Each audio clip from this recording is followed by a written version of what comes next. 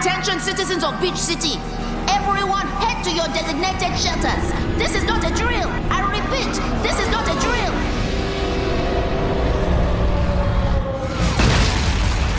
This is our home, our planet, our friends and family.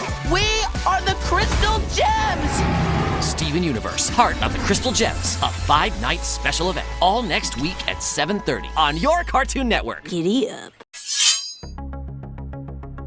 Endgame or not, I'm shooting for the moon. I'm going to ride us into a serious corner. 2 years. That's how long we've had this quote from Rebecca Sugar about Season 5 of Steven Universe. Because for the longest time, it was the last renewed season of the show. Yes, we know Season 6 is on its way, but I think we're finally here. I think we're finally at the point she was referencing all those years ago. Welcome back to Crystal Clear on the Roundtable. I'm Oshrik Vox, and we got a brand new promo for Steven Universe, Heart of the Crystal Gems airing next week. Now, later today, I have a video talking about the fact that one of these episodes is reunited. I just recorded that video, then jumped right into this one because I saw the promo was out. And now the reason why this one is going up first is because I'm editing this one. Josh is gonna handle the other one, but promo breakdowns are infinitely a lot more easier to edit. And I'm really excited, as it seems as if Reunited's the big one. I thought this would be Lars coming back to Earth and it coinciding with the wedding, and Sadie Killer would perform at the wedding and everything, which who knows, may still happen, but a lot of crazy things are happening. We're finally getting the big diamond attack, and for those of you who are aware of the big podcast spoiler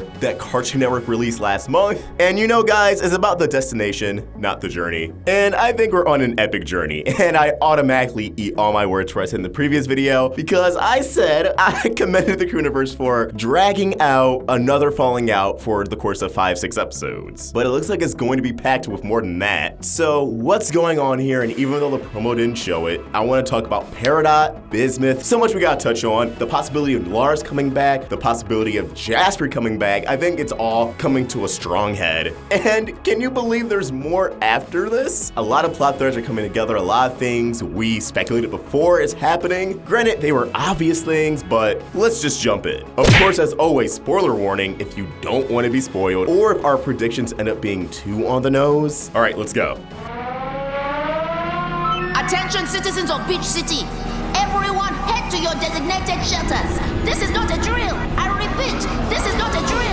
So the trailer has a very ominous and powerful beginning. We hear the diamond theme in the background, and Marinanafwao is evacuating Beach City. Now, the climax of Season 5 having some kind of evacuation to Beach City was something we all saw coming and talked about before in the channel, as the episodes Pool Hopping and Lures to Lars established what Beach City would do in the event of Homeworld attacking. We saw agents plot out evacuation routes. Greg purchased a huge telescope for Ronaldo to use, as Ronaldo took up the mantle of keeping watch for aliens and all that, and Pearl's supposed to alert everybody with her cell phone, but I don't think she'll be needing that because we can see the various residents of Beach City and what appears to be their wedding attire. As we know, the accumulation of this arc is the Ruby and Sapphire wedding. And while everyone looks lovely and dapper, without a doubt, aside from maybe Sadie, I think my favorite of the bunch is torn between Dewey with his hair down and Ronaldo in his armor, which is a throwback to the episode Keep Beach City Weird, although Onion looks pretty nice too. But one of these shots sandwiched in between the two of everybody looking at the diamond ships arriving is a separate shot with everybody out of their wedding attires looking upon what appears to be a sunset. Now, I don't think they would see a Homeworld ship coming and just ignore it and have everybody chill out and still party and then evacuate once again when the diamonds come. And I don't think the diamonds would come once and then leave and then come back. So what I believe is going on here is that this shot is actually the Sun Incinerator arriving in Beach City. That's right, I do think it's a possibility that Lars is coming home. As we know from Lars of the Stars, Emerald can track down the Sun Incinerator, and she retreated in Jungle Moon. It's a strong possibility she could have contacted the diamonds, and when they saw that Lars was headed to Earth, it's very likely they could have made the connection. Oh wait, an impersonator and a group of off-color gems stole a ship and are headed to Earth, where we know Rose Quartz lives. Yeah, Rose Quartz is likely on that ship, and that's what brings the diamonds to Earth. I think from what we have to work with, this is the best explanation. I don't think they would have established that Emerald could track that ship for no reason, and I'm sure the diamonds are still pretty furious at the trial and Rose Quartz, and they just want this to be over. They want to end this once and for all, so they're bringing the fight to her, or in this case, Steven.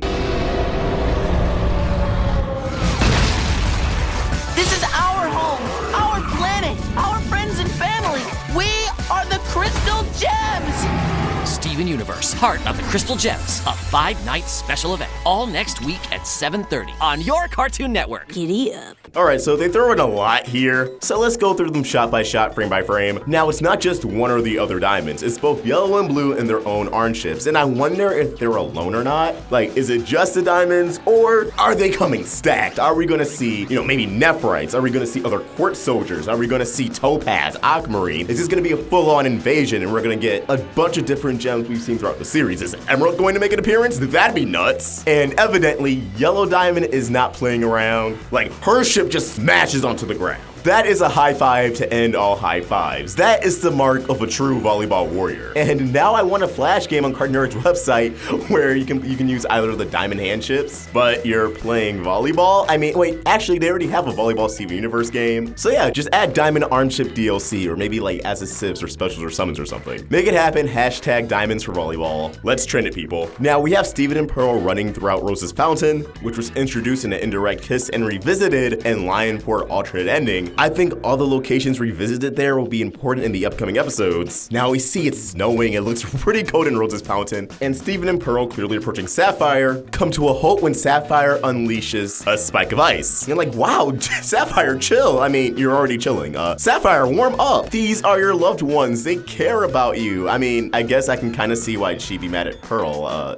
She was Pink Diamond's Pearl, and yeah. But it's not like Pearl could have told her the truth. But yes, I'm expecting this to be a very huge moment, just in terms of development for Sapphire, and that excites me that we're getting individual Ruby and Sapphire development, something that even Keystone Motel kind of snubbed us of. Like, yes, we know their personalities, but are we gonna go beyond the fact that, oh, they're in love with each other, and one's really angry, and one's really, they keep to themselves, and then, Ruby's extroverted, Sapphire's introverted. I'm actually really glad we get to see more to it, that we get to see how they're dealing with this in their own individual ways, not formed as Garnet. Now, I wonder why Sapphire chose Rose's Fountain in particular. Is it because of the giant rose quartz statue? Or are we gonna get a flashback of some sort that has Rose's Fountain as a significant location for Sapphire's development or Garnet's development? Did something happen here between Rose and Garnet that made Sapphire reflect on everything? Because again, one of these episodes is named The Question. I'm still standing by the fact that could be a sequel-ish episode to The Answer, although a lot of people do think the question's gonna be Ruby or Sapphire proposing. Who knows, for all we know, it could be both, but if it is a sequel to The Answer, I think we would get another flashback. And now this next shot has me screaming. One of the corrupted Jaspers from Crack the Whip is out of their bubble. Now, this could be during the Diamond Attack, but I actually think it also could be during the episode Maid of Honor. Obviously, from the title alone and just everything that's going on, this would likely be the episode where Bismuth returns, and she's bubbled in the burning room, so she could have a very, very sour reaction to Rose being Pink Diamond, and doesn't really know how to cope, and it leads to these gems being unbubbled, or maybe something else happens in the burning room. Maybe a Ruby and Sapphire argument, or Ruby has some kind of tantrum that leads to various gems getting unbubbled, including Bismuth, and that's when they're like, hey, Bismuth, guess what's been going on? But I believe this episode, and more certainly this scene, will see the return of not just this Jasper, but our Jasper, our corrupted Jasper. Now, once again, let's refer to that bingo card Cartoon Network released all the way back last November that it has pretty much every plot point in Season 5. At this point, that's pretty much confirmed. Let's see, Garnet unfuses. We know that happens. New fusion. Probably Steven and Garnet fusion if I had to wager, just because this is a Garnet arc, and last time a main gem had a lot of focus on them and accumulated, and Steven fusing with them with Amethyst and Smoky Quartz. Let's see, Kevin is mean, Kevin Party, Pink Diamond reveal, Jungle Moon, Diamond Attack, reunited. All right, new info about Rose.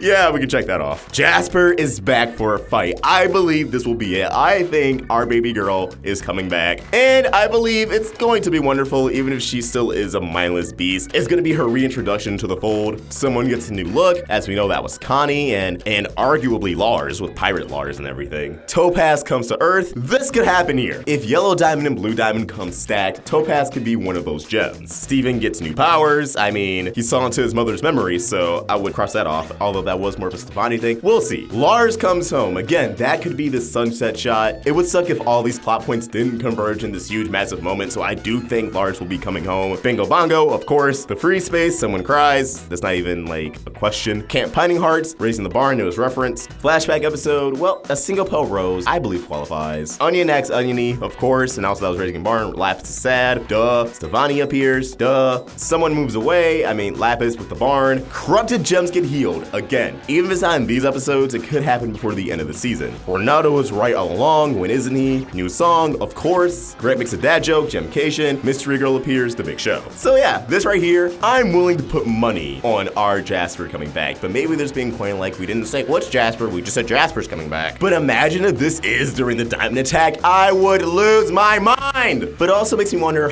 how quickly the Diamond Attack is going to happen, or is the Diamond Attack going to be a huge cliffhanger? Honestly, if the Diamond Attack happens before like the first half of Reunited's over, I'm gonna lose it. I'm gonna lose it! Because that just gets me excited beyond words. Alright, this next shot, Blue Diamond's handship coming over the temple. I mean, not really much to talk about, but damn, they're really here. Cartoon Network spoiled that for us, and it's still pretty crazy, and God, why did they ruin that? Oh my God. Like, I'm already losing my mind just from the sheer fact that it's finally happening, but I'd probably be 10 times as louder. I'd probably be screaming at the top of my little boy lungs. Let me tell you, if they did not spoil that. Now, since we are at the point where the podcast spoilers came out, and this was a separate scene entirely, and I do think with the lighting of this matches up with another shot from that podcast of Ruby riding horse amethyst. I believe they're just possibly looking for Sapphire, but this next one, oh my God. We got Connie in a dress coming out of the woodwork, just running out of the temple, landing on Lion, and assumably running into battle. Oh my goodness, yes, yes! This is everything I wanted! I know a lot of people speculated the diamonds crashing the wedding, and I want to apologize for Bleed the Universe because as epic and likely as that sounded, I just did not have enough faith in them to do something that cool, just because they like to blue ball us, and I thought this would happen at like the last possible second after everything's said and done. But no, the diamonds are wedding crashers. Isn't that just peachy? And ooh, a money shot. Alexandrite jumping into battle with Steven, who appears to be in a tuxedo, like the wedding tuxedo as we saw on the keychain, just in the palm of their hand. Woo!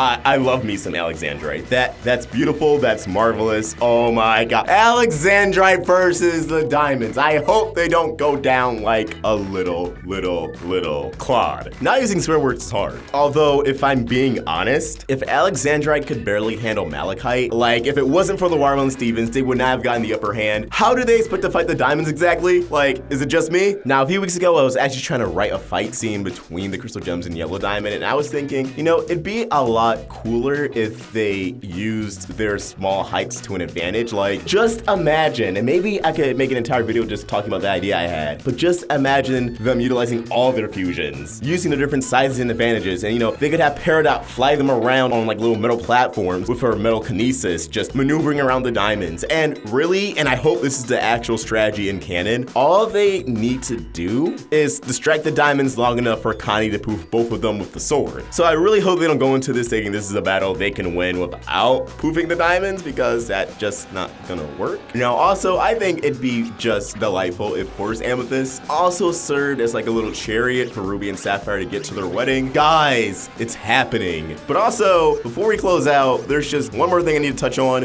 Where's Peridot? I really hope she's not left out in this arc. And I mean, they didn't show Bismuth in this promo for obvious reasons, but considering this is called Heart of the Crystal Gems and she is a crystal gem, I don't want her just MIA or moping around missing Lapis. Have her involved. Hell, can't go back, we saw her training with the gems. And I'm assuming this would be a better time than any to give her a star. If Peridot's there, and if Yellow Diamond sees her and sees a limb-enhanceless Peridot, she's gonna remember she called her Claude, and yeah, that on-site poofed on site. God, I'm so excited. Jesus Christ. Yes. But yeah, this is a very crucial and defining moment for the series, so for Peridot to be absent, it'd be pretty cool. Like, I get it, her girlfriend's not there, there. She's sad, but that doesn't mean she should be excluded. But who knows, maybe Lapis will come too. I would love if Lapis just came while the diamonds were attacking. I mean, she left to avoid the diamond attack, and honestly, considering how close she was to coming back, and now that her biggest fears came true, it'd be a cop-out for her not to face them. It'd be a cop-out for Lapis to not stand with the crystal gems in battle, and for her to come back after everything's hunky-dory. I would not like that at all. Everyone, and I mean everyone, deserves to be here for this big moment, because it will change the series as we know it. And I'm sure during this entire battle of Alexandra and the diamonds and Connie trying to prove the diamonds, if they're gonna be smart and have a strategy,